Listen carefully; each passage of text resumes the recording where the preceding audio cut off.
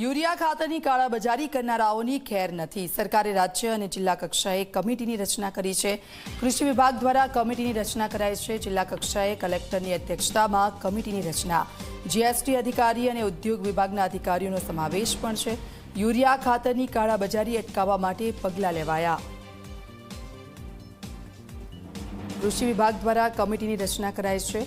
Urea ખાતરની કાળાબજારી અટકાવવા માટેના પગલાં લેવાયા છે અને યુરિયા ખાતરની કાળાબજારી કરશે તે લોકોની ખેર નથી। કૃષિ વિભાગ દ્વારા કમિટીની રચના કરવામાં આવી છે। જીએસટી અધિકારી અને ઉદ્યોગ વિભાગના અધિકારીઓનો પણ સમાવેશ કરવામાં આવ્યો છે। યુરિયા ખાતરની કાળાબજારી અટકાવવા માટે આ પગલાં લેવામાં આવ્યા છે। આપ જુઓ, સરકારે રાજ્ય અને જિલ્લા કક્ષાએ એક કમિટીની રચના કરી છે। જે લોકો પણ યુરિયા ખાતરની કાળાબજારી કરશે તે લોકોની હવે ખેર નથી, તેના માટે એક કમિટીની પણ રચના કરવામાં આવી છે। હિતલ પારેખ અમારી સાથે ફોનલાઈન પર જોડાઈ ગયા છે। હિતલ, યુરિયા ખાતરની કાળાબજારી જે રીતની બહાર આવી રહી છે ને તેને લઈને હવે રાજ્ય સરકારે એક કમિટી બનાવી છે, શું વિગતો તેને લઈને? કમિટીમાં કોણ કોણ સામેલ?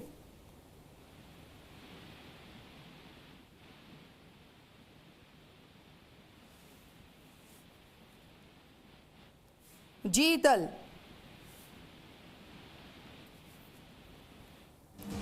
ફરી એકવાર હિતલનો સંપર્ક સાધીશું, પરંતુ આપ જુઓ, કૃષિ વિભાગ દ્વારા કમિટીની રચના કરાઈ છે। જે રીતે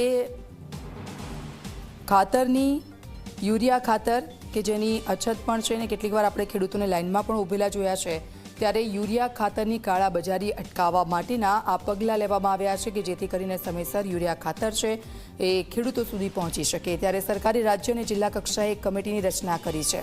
હિતલ પારેખ અમારી સાથે ફોનલાઈન પર જોડાઈ ગયા છે। હિતલ, યુરિયા ખાતરની કાળાબજારી અટકાવવા માટેના આ પગલાં લેવામાં આવ્યા છે, શું વિગતો તેને લઈને?